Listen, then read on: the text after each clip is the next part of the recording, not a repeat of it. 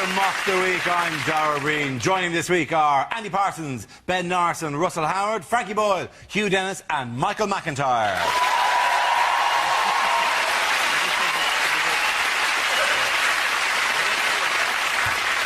OK, we start with headliners. Here's a picture of Lib Dem leader Sir Mingus Campbell at his party conference in Brighton. But what does PMOC stand for? Is it the Lib Dem leadership options? You've got pissed man or corpse. Is it please, memory old, can't...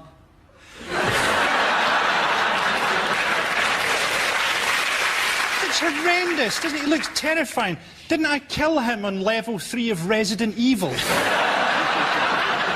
it please make Orville cooperate? Is it Peter Mandelson's oldest conquest? No. OK, the C stands for Campbell. Problems mount on Pressure Campbell. mounts on Campbell! Pressure mounts on Campbell! The answer I was looking for was pressure mounts on Campbell. This is a subplot to this week's conference. Sir Mingus set out his policies on environment, taxation and economy. Questions continue to be asked about his leadership and poor performance in the polls. What problems has he faced at the conference? He's an old bastard, Dara. He was the guy who founded the Ming dynasty. It does come down to that, doesn't it, basically? I mean, you know, he can say whatever he wants, but you just find yourself going, yeah, he's old, though, isn't he? I had somebody in a pub the other day, it was horrific, go, yeah, he's got some good policies, but I bet he don't know how to use an iPod. And you're like, as if that matters in any way. Kind of go, what are you going to do about immigration? Shuffle? It's not even so much that he's just old, he's so sort of lifeless and lacks energy. There's more life left in Robin Cook. He's got one white blood cell left and it's fighting the Alamo. Look at him, no wonder Flash Gordon won every week. He is the same age as Paul McCartney. And who would you rather have running the country? Well, yeah, probably him, actually, to be honest. Yeah. Isn't it? Surely if anyone's praying for an early election, I mean, he must be praying for an early election. It's number 2 on the list in his prayers after painless death. Early election. Who prays for a painless death every night? Surely every morning and every night.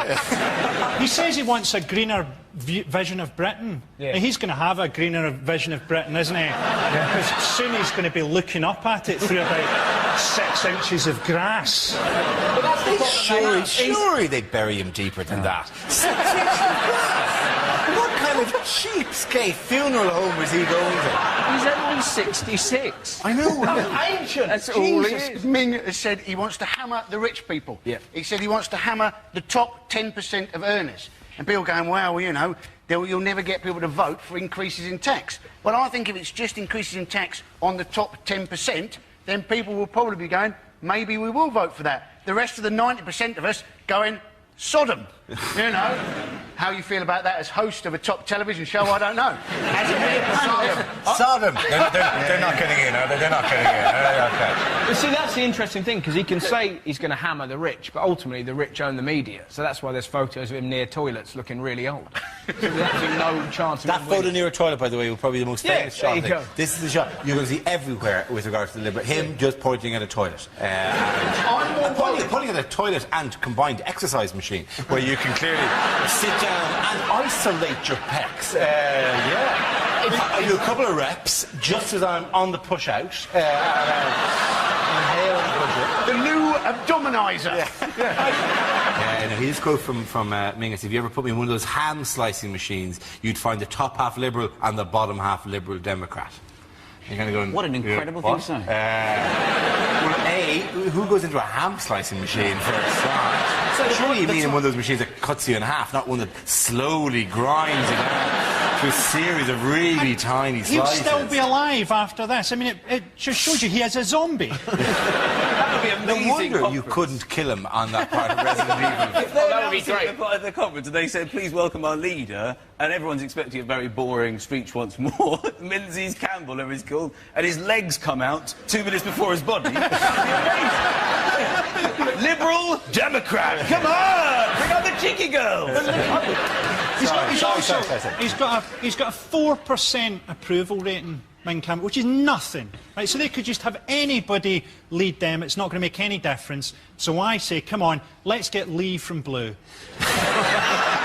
He's not going to be any worse. He's looking for a gig. Yeah. He's got to do. And also, his policies aren't going to come into force. And say whatever he wants. I think that the homosexuals should declare war on the robots. Doesn't matter. Lee from Blue, bit of a laugh. And also, his name is very odd. His name is Mingus. Mingus, yes. Goss. Yeah, Mingus. Yeah, but it's pronounced... It's spelled M-E-N-Z-I-E-S. Yes. Well, why are you looking at me like I'm insane? He's got a That's weird name. Menzies.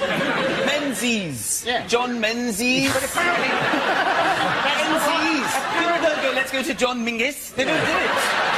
But what do you do? Martina Hingis. Martina Hengis. Why are you still looking at me like I'm not making sense?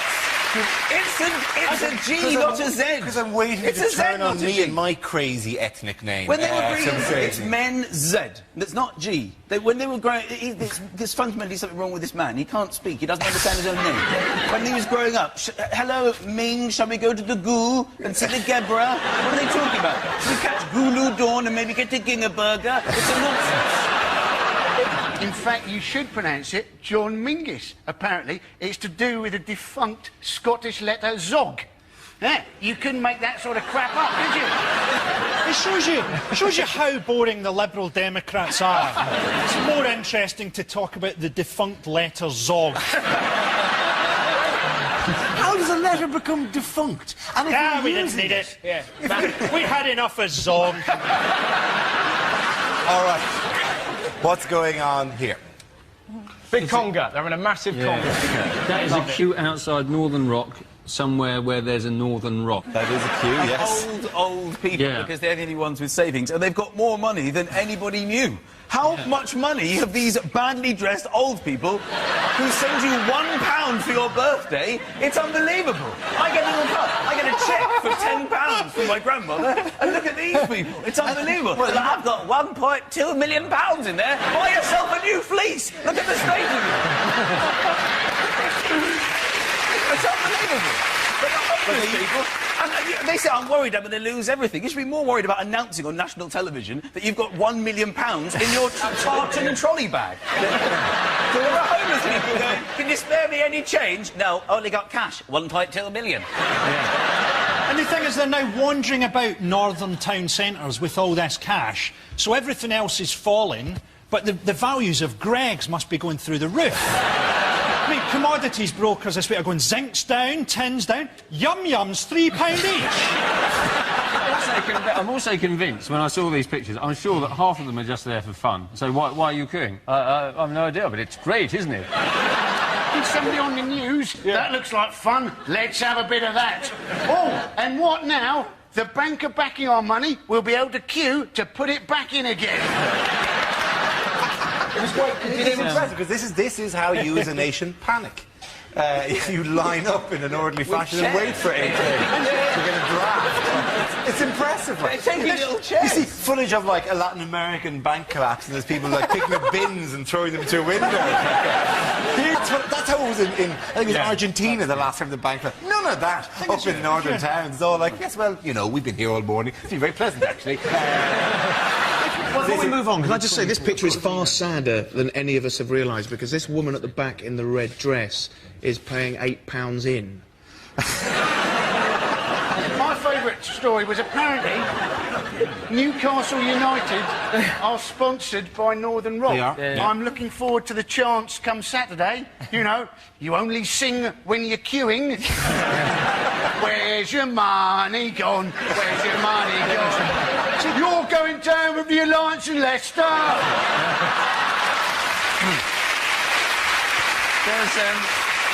I didn't even know that banks borrowed money. This has come as quite a shock. You go to your bank, you borrow money, you expect that institution to be giving you money. It comes as quite a shock to me that people are in there going, can I borrow £5,000? And then they're going, just bear with me. You know when they always get up and they go away? They're on the phone in the back going, is that Ocean Finance? I'd like to borrow £5,000. Yes, I am a homeowner. At the end of that round, the points go to Frankie, Hugh and Michael.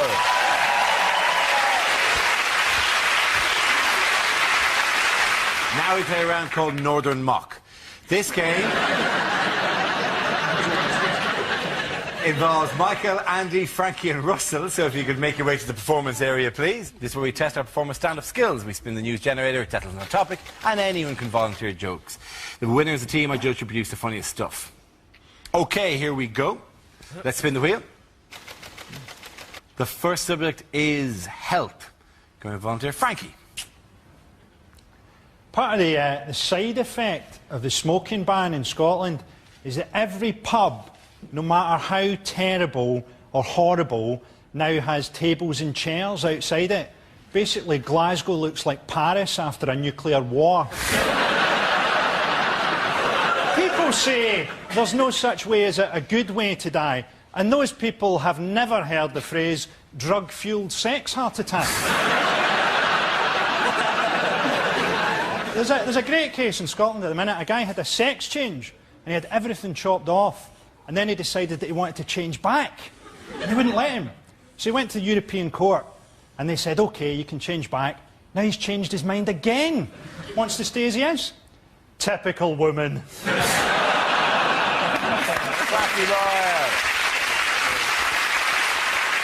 OK, let's spin the wheel again. The subject is the West Country. Who? Russell. How can you not love the West Country? I've genuinely seen graffiti in Bristol during the last Tory campaign. Do you remember, are you thinking what we're thinking? Somebody had written underneath it, is it, do I like what's-its? It's phenomenal. It's wonderful, isn't it?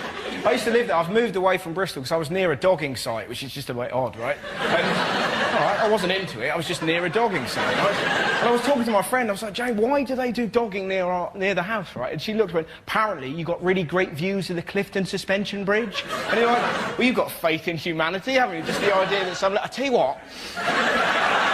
It's only when you're doing the nasty in a Cortina that you can truly appreciate the work of Isambard King of Brunei. That, my friend, is craftsmanship. Shall we? Wonderful. Thank you very much, Russell. OK, we're left with Michael and Andy. Let's spin the wheel again. The next subject is North-South Divide. There goes Michael. Right, yes. Now, I am from the south. You noticed? I have been north, up the M1, and I don't know what happens to the word the. It seems to disappear at about junction 25 on the M1, and the word the just goes, that's it from me, I'm getting off. You go on ahead. Are you coming with? No, I'm not interested up there. And then you get there and they don't have this, to fridge, or you're going up to, what are you doing? My first experience of this was when I went to the cinema in Leeds. I saw The Lion, the Witch and the Wardrobe. I had more fun asking the woman what it is I'd booked to see than watching the entire movie itself. So what is it I'm seeing here today? To Lion, to Witch and to Wardrobe. What are you talking about? You're hearing this? Are you taking toothpaste? Yes, of course. I thought it might be a nice idea maybe to go to HMV and get a DVD of The Lion, the Witch and the Wardrobe, maybe The Good, the Bad and the Ugly, and perhaps an album by The, and just line them up on the counter. What is it I decided to purchase here? To One, to Witch and to Wardrobe, to Good, to Bad and to Ugly, and to... Thank you. Well done, Michael. OK, Andy, let's see what you've been left with. Let's spin the wheel. And it's religion. Looks like my dad. We should, of course, remember that there are 5 major world religions. 4 of them got to be wrong. Imagine that, right? You're on your last day, you're going off to meet your maker, the gods of the 5 major world religions lined up in front of you. You've chosen your god, you're happy with your god, you go up to your god and your god produces a little bit of cardboard bluff. That is going to hurt, isn't it? Well done, Andy Parsons. At the end of that round, the points go to Michael and Frankie.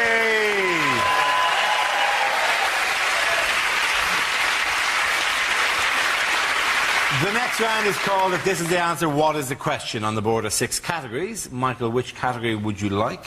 I would like the category of crime, please, Dara. OK.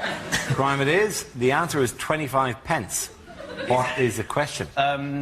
What is the British name for American rapper 50 Cent?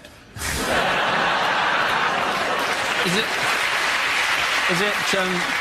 it how much did Ming Campbell pay for his first flat?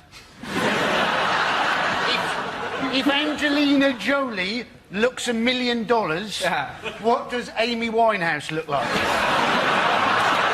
Is it just £1 will save a child's eyesight in Africa, but having decided it's not really my responsibility, how much did I send? Is it what everyone over 30 thinks a Mars bar costs? How much would I have to be paid up front to kill Jeremy Clarkson?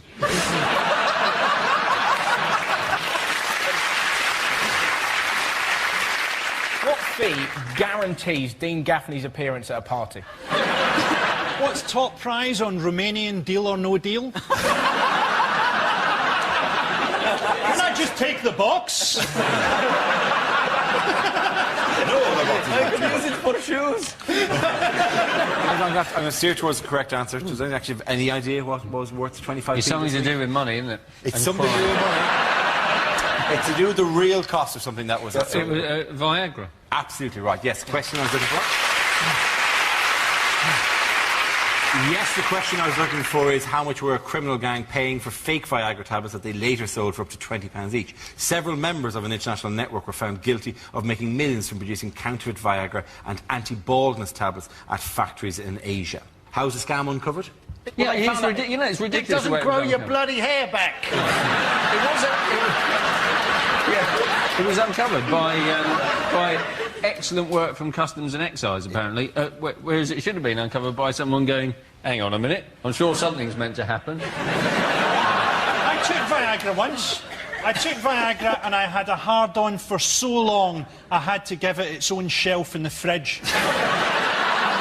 Did anyone see the News 24 reaction? It was fantastic, because it just came out, news just in, and they found out about the Viagra case, and it was brilliant, because they were doing little puns. They were generally kind of going, I bet that's a hard case. They'll get a stiff sentence, and then you could genuinely see they obviously got a word in their ear, and they went, yeah, OK.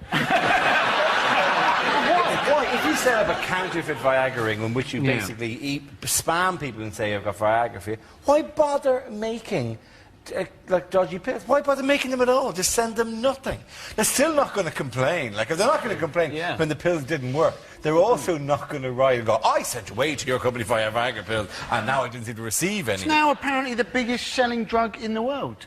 Apparently, us boys, we think about sex once every 6 seconds. Now, that might be true some of the time, mightn't it? But it's not actually true when we're having sex, is it? We're trying to think of everything apart from sex.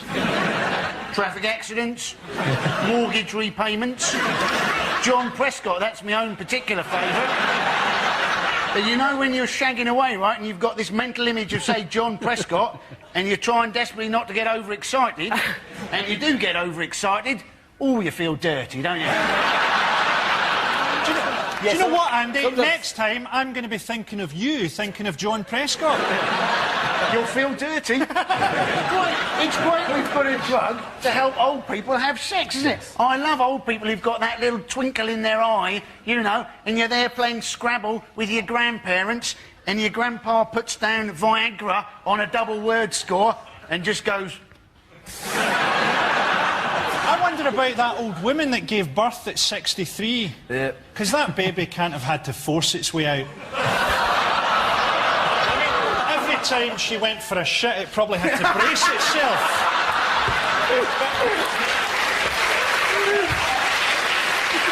Well, at the end of the Italian job or something.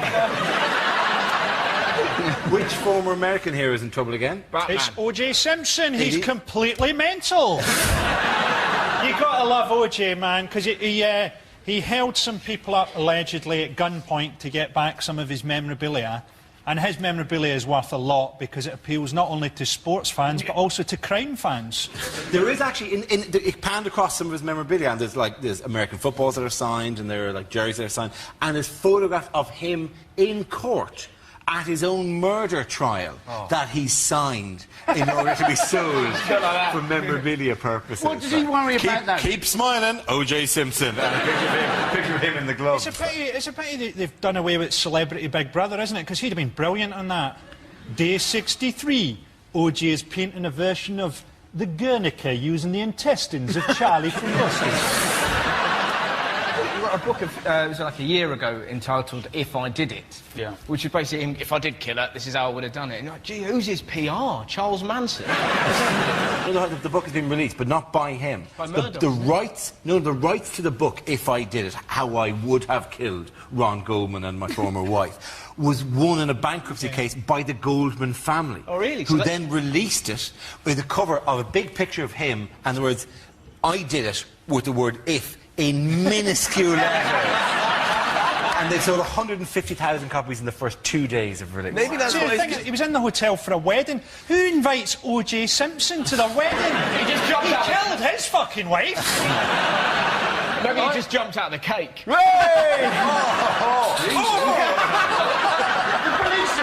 The police said it was an armed robbery. He said he was just with some golfing buddies. At a wedding, yeah. You don't play golf using guns, do you? Oh, do you want to putt this one into the hole? No, I'll shoot it in. That'll be absolutely fine. Maybe you can shoot a hole. Oh, I'm a long way from the hole. Maybe that hole. I'll get into this one relatively easily. They described the robbery as a commando-style operation. You're like, wow, thrill seeker, guns and no pants. OK, at the end of the round, the points go to Russell, Ben and Andy.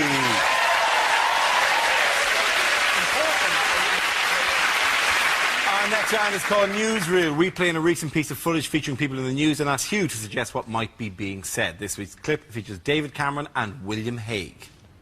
Good morning, I'm David Cameron, a.k.a. Mr Popular, winner of the 2007 Tony Blair Sound-alike competition. Not to worry, we have lots of policies. William, thank you very much. And the first policy I would like to introduce is that all bald men should cast 2 separate shadows. Well, those weren't the policies I was after, really. I was thinking more about the policy of beating children to within an inch of their lives and locking immigrants in Harry Potter's fictional prison of Azkaban. Could you... No, I can't. Because what is a policy on immigration compared with a shadow that can do that? When you move across the room, I'm good with shadows. I can use my hand. At the moment, I am doing a flapping bird. Bollocks. I will now continue with a series of impressions. See if you can guess who this one is.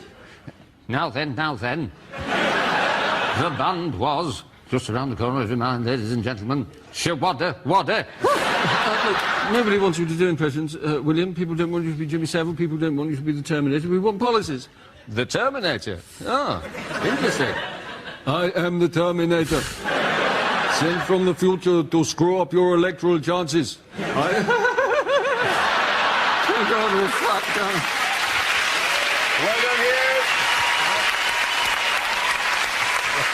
Now we come to our final quickfire round called Scenes We'd Like to See. This is for everyone, so if you can make your way over to the performance area, please. I call ideas for scenarios who have seen the performers come in with their suggestions. OK, here we go. The first subject is unlikely things for a royal correspondent to say. Isn't it wonderful to see Prince Charles being made king at the age of 137?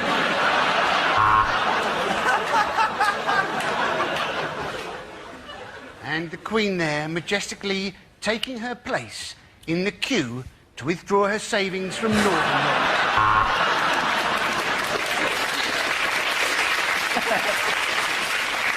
The Queen asked me if I was from the BBC. I said I was, and she told me to piss off. There we see Prince Philip going over to talk to a man from China. This should be interesting. In fact, it's the Chinese Premier, and he's just asked him for a menu. Prince Harry hasn't been put off by the congestion charge. He says he still manages to come into Chelsea twice a day. Well, the crowd are absolutely loving this event. The night sky is dancing with light. Yes, the Queen set fire to Windsor Castle again. It's great to see the whole family waving from the balcony through the sights of my AK-47.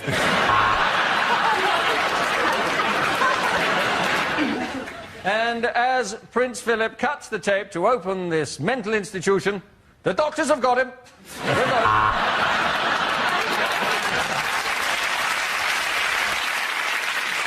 The next topic is what a rugby commentator would never say. Oh, and he skipped through the defence, and that's lucky, because if these South Sea Islanders catch you, they eat you. It's time for the scrum, where the players can have a quick kiss and exchange phone numbers. And it's the coin toss, and Johnny Wilkinson has sprained his thumb.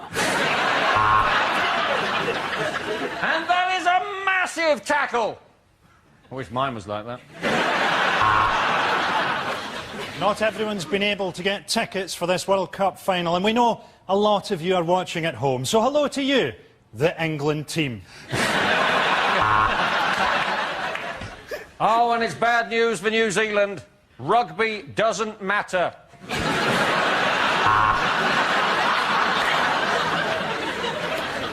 Keep an eye on this ball as it hits the ground, because it's such an unusual shape, it could go anywhere. Seal it bang, seal it bang, kia ora, kia ora.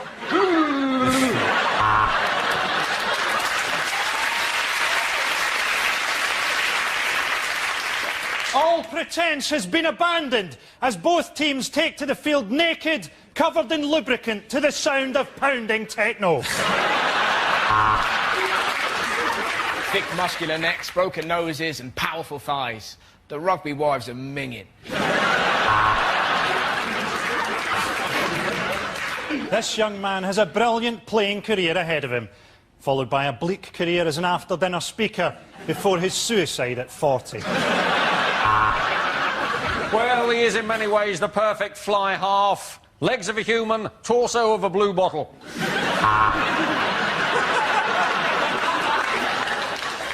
The South Africans there, passing to their one black player, Johnny Token.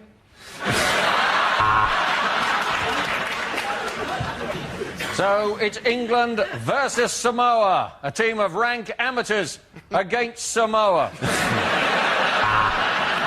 That's it, ladies and gentlemen. The points go to Russell, Ben and Andy.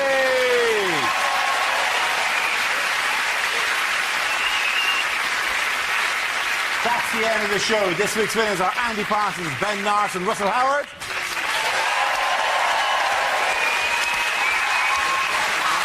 Commiserations of Frankie Boyle, Hugh Dennis and Michael McIntyre. Thank you for watching. We'll see you next week for the last in series with a special show. Till then, I'm Dara Breen. Good night. Call a character witness who can't stand you. Tommy Saxondale's idea of defending himself in court next tonight. And then another round of Big Talk gets it sorted. More comedy to come here on BBC Two with that Mitchell and Webb look at 10.